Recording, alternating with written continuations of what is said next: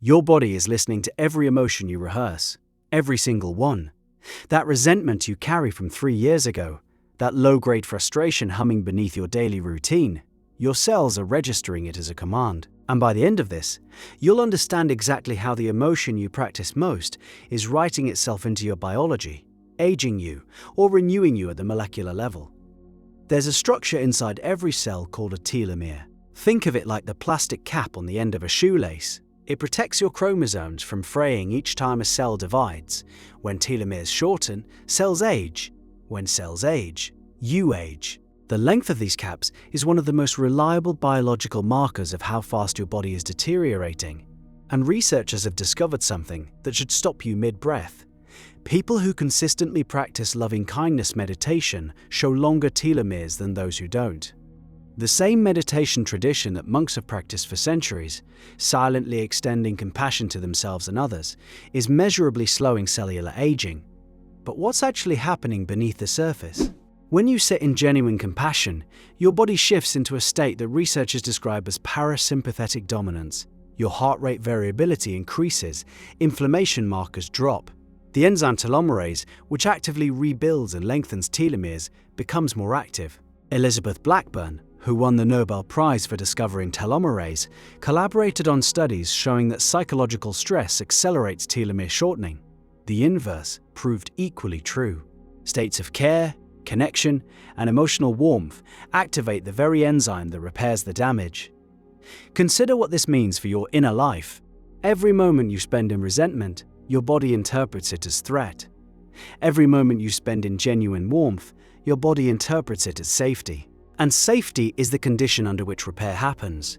Your biology cannot distinguish between a lion chasing you and the memory of someone who wronged you playing on loop.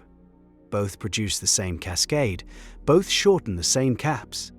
The meditation seat becomes, in this light, something more than spiritual practice. It becomes cellular maintenance. Now, the skeptic in you might push back. You might think sustained positive emotion sounds naive, like wearing rose-colored glasses while the world burns. That resistance deserves respect. Life delivers genuine pain. People betray you, systems fail you. Loving-kindness meditation asks something harder than ignoring that pain.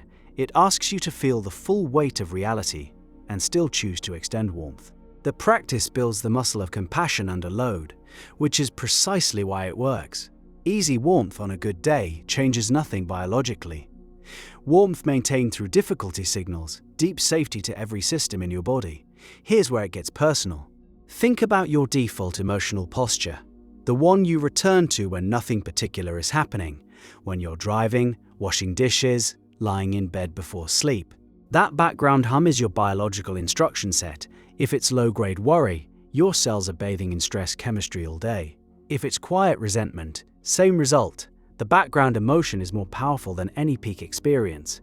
Because of sheer duration, 8 hours of mild irritation does more telomere damage than 1 hour of acute stress followed by recovery. Duration wins. Loving-kindness meditation restructures that default, slowly. Through repetition, you sit, you bring someone to mind, you silently offer them well-being. May you be happy, may you be healthy. May you live with ease. The words themselves are almost irrelevant. What matters is the feeling tone they generate. That warmth in your chest, subtle at first, sometimes barely detectable, is the signal your biology responds to. Each session is a vote cast toward a new default. Enough votes, and the background hum shifts. I've been retuning my meditation playlists to 432 Hz through a tune lately. Link in the description. From vigilance to warmth. A 12-week study out of the University of North Carolina tracked participants practicing loving-kindness meditation daily. Their self-reported positive emotions increased steadily, but the biological data told a deeper story. Vagal tone improved, a marker of the body's ability to self-regulate and return to calm after stress. This single metric correlates with longevity, emotional resilience, and yes, telomere maintenance. The participants were literally training their physiology to recover faster, rest deeper, and repair more efficiently. So why does this work when simple positive thinking often doesn't? Because loving-kindness meditation targets something beneath thought. It targets the felt sense of connection. You can think positive thoughts all day while your body remains clenched in defense. The gap between cognitive optimism and somatic safety is enormous. Affirmations stay in the mind. Loving kindness drops into the body. When you genuinely feel warmth toward another being, even for 30 seconds, your vagus nerve responds. Your inflammatory markers shift. The experience is embodied. An embodied experience is the only language your cells understand.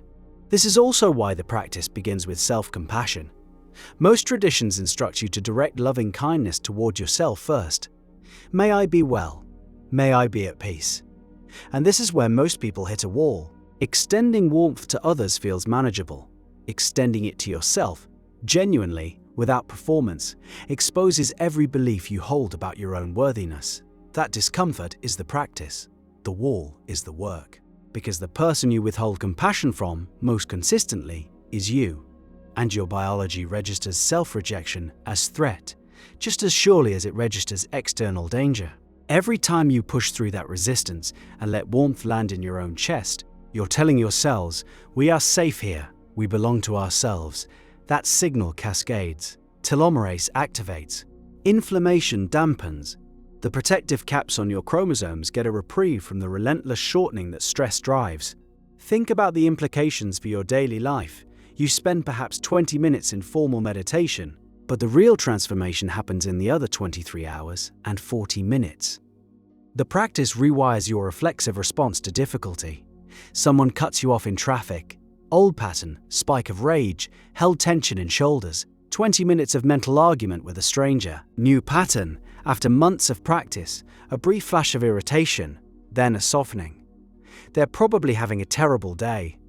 The irritation dissipates in seconds instead of minutes. Multiply that difference across hundreds of micro-interactions per week. The cumulative stress load drops dramatically. Your biology notices. There's a concept in contemplative science called trait change versus state change. A state change is temporary. You feel calm during meditation, then lose it in traffic. A trait change is permanent restructuring. Your baseline shifts, and calm becomes your resting position rather than something you have to actively generate. Telomere research suggests that trait-level emotional shifts are what produce measurable biological changes. Weekend retreats feel wonderful but don't move telomere length. Daily practice over months and years, the boring, unglamorous repetition of sitting and extending warmth, that's what the data supports. And this reveals something profound about the relationship between consciousness and matter. Your awareness, your emotional state, your inner posture toward life, these are causes with biological effects. The materialist assumption runs the other direction. Biology determines emotion. Telomere research inverts the arrow. Emotion determines biology. What you practice feeling becomes what your body builds around. You are, in the most literal sense, constructing your physical vessel through the quality of your inner life. The monks who've practiced loving kindness for decades aren't just spiritually developed. They are biologically younger than their chronological age would predict. Their cells tell a different story than their birth certificates. The meditation cushion turns out to be a laboratory, one where the experiment is your own longevity and the variable you're manipulating is the texture of your inner world. So the question becomes unavoidable. What emotion are you practicing right now? What's the background frequency your cells are marinating in as you listen to these words? If you don't choose it deliberately, it chooses itself, defaulting to whatever pattern was installed by your history, your environment, your unexamined reactions. Loving kindness meditation is the deliberate interruption of that default. It's you, sitting down each day and saying, I choose what my cells hear. I choose the signal. I choose warmth. The telomere data is clear. Your biological age is partially a reflection of your emotional habits. The caps on your chromosomes are shortening or maintaining based on the inner environment you create through attention and intention. This is measurable, repeatable, documented. You have a meditation seat waiting. Maybe it's a cushion. Maybe it's the edge of your bed at 6 in the morning before anyone else wakes up. The location is irrelevant. What matters is the decision to sit, to breathe, and to offer yourself, then others, the warmth your cells have been starving for. Every session is a deposit into an account most people don't know exists. Every genuine moment of compassion adds length to the molecular structures that keep you alive. Your chromosomes are waiting to hear what you decide to feel tomorrow morning.